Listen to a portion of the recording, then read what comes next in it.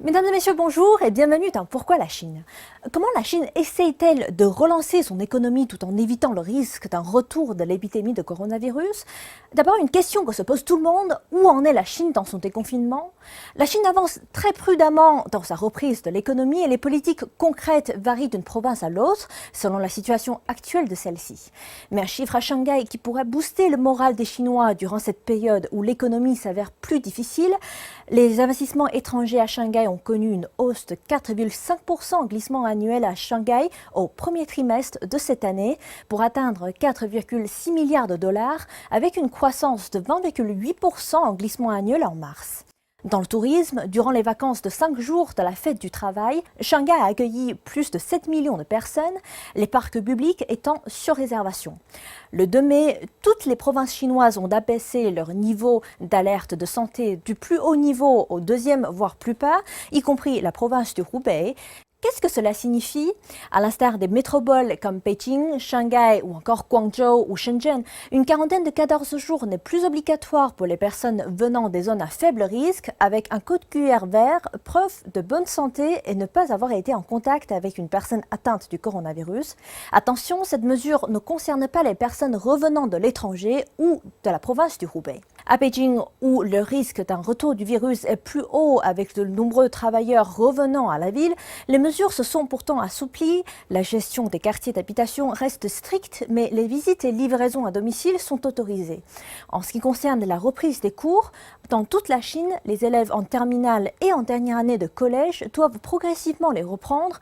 Certaines provinces ont déjà commencé la reprise des cours au mois de mars.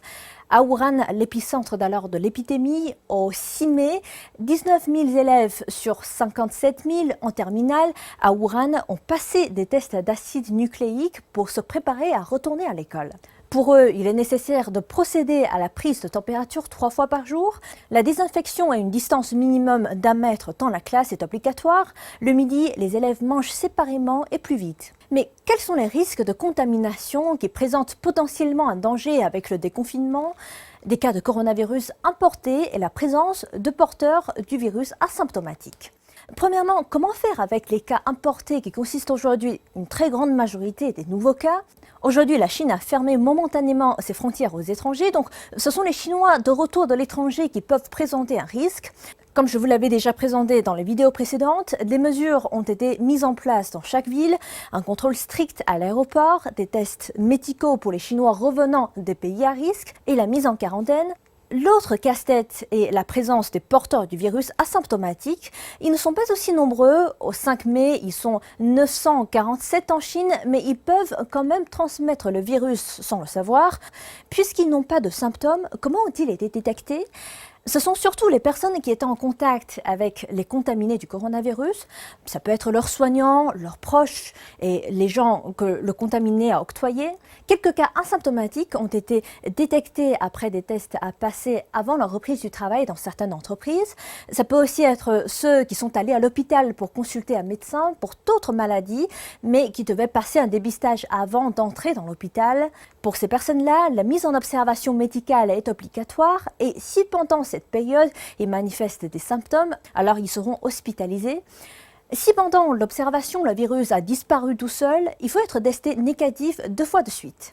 C'est aussi pourquoi, malgré le déconfinement en Chine, il est tout de même recommandé de porter un masque pour sortir et les espaces publics doivent être infectés régulièrement.